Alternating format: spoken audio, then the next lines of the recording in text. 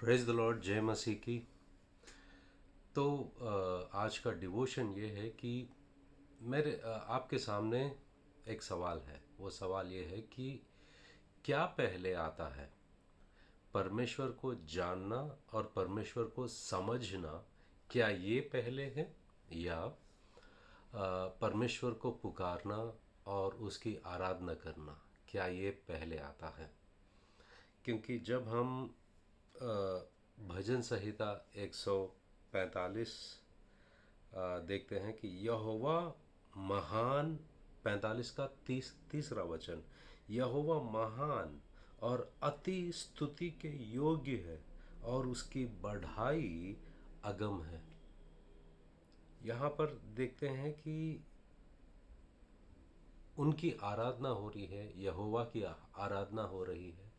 और उस आराधना में ये भजन संहिता जिसने लिखा है वो कह रहा है कि यहोवा महान और अति स्तुति के योग्य है और उसकी बढ़ाई अगम है। यहाँ पर ये इन बातों को जता रहा है कि परमेश्वर के बारे में ये कुछ तो जानता है, इसलिए ये कह रहा है कि यहोवा महान और अति स्तुति के योग्य है और उसकी बढ़ाई अगम है। और 147 में 5वां वचन ये कहता है कि हमारा प्रभु महान और अति सामर्थी है, उसकी बुद्धि अपरंपार है। मतलब वो खोज के बाहर है, वो महान है।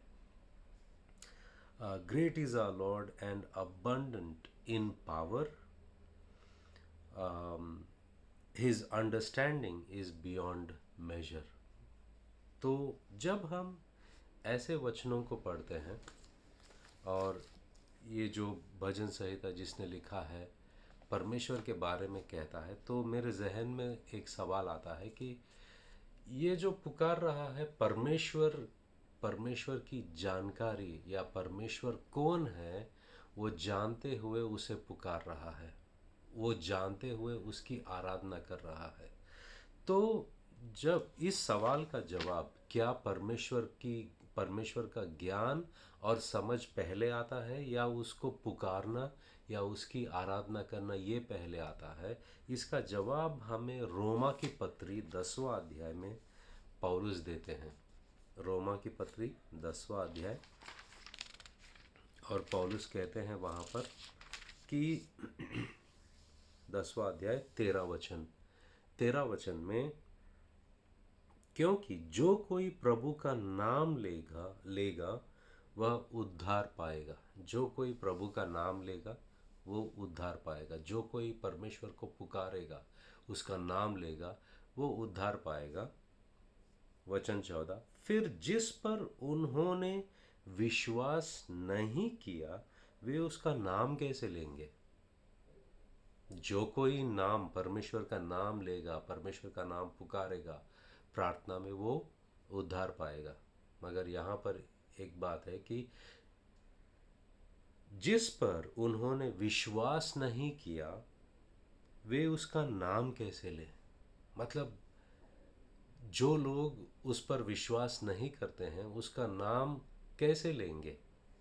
आगे, और जिसके विषय सुना नहीं उस पर कैसे विश्वास करेंगे? मतलब जिसके बारे में उन्होंने सुना नहीं, जिसके बारे में कोई जानकारी नहीं, जिसके बारे में कोई समझ नहीं है, उसके ऊपर वो विश्वास कैसे करेंगे? अगर विश्वास नहीं करेंगे तो उसे कैसे पुकारेंगे? तो यहाँ पर जब हम देखते हैं कि परमेश्वर के बारे में जानकारी हासिल करना, जानना और समझना, उसकी आराधना और उससे प्रार्थना करने से पहले आता है।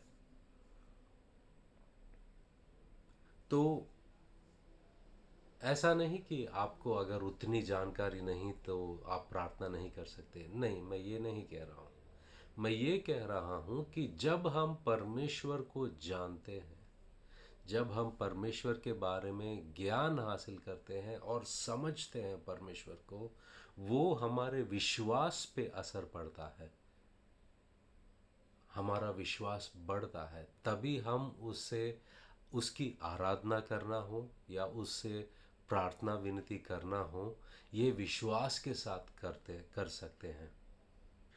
तो परमेश्वर को जानना और समझना ज़रूरी है। नहीं तो कुछ लोग परमेश्वर को ऐसा समझते हैं जो वो है ही नहीं, उसका स्वरूप जो है ही नहीं, उसको शायद उसकी उसके तरफ उम्मीदें जो होती है, प्रार्थना में उम्मीदें होती हैं, ये उम्मीदें गलत हो सकती हैं। जब हम परमेश्वर के अस्तित्व को, परमेश्वर के स्वरूप को वचनों के ज़रिए नहीं जानते हैं, नहीं समझते हैं, तो हम खुद एक परमेश्वर की प्रतिमा को हमारे जहन में बना सकते हैं जो वो है ही नहीं। इसीलिए परमेश्वर को जानना और समझना ये पहले आता है, और फिर उससे पुकारना और उससे प्रार्थना विनती करना बाद में आता है। तो आपकी ज़िंदगी में ये प्रयास कीजिए कि आज मैं परमेश्वर को जानने का प्रयास करूँगा, वचनों को पढ़ूँगा और उसको समझूँगा, और उसे मैं पुकारूँगा और उसकी आराधना करूँगा। God bless you.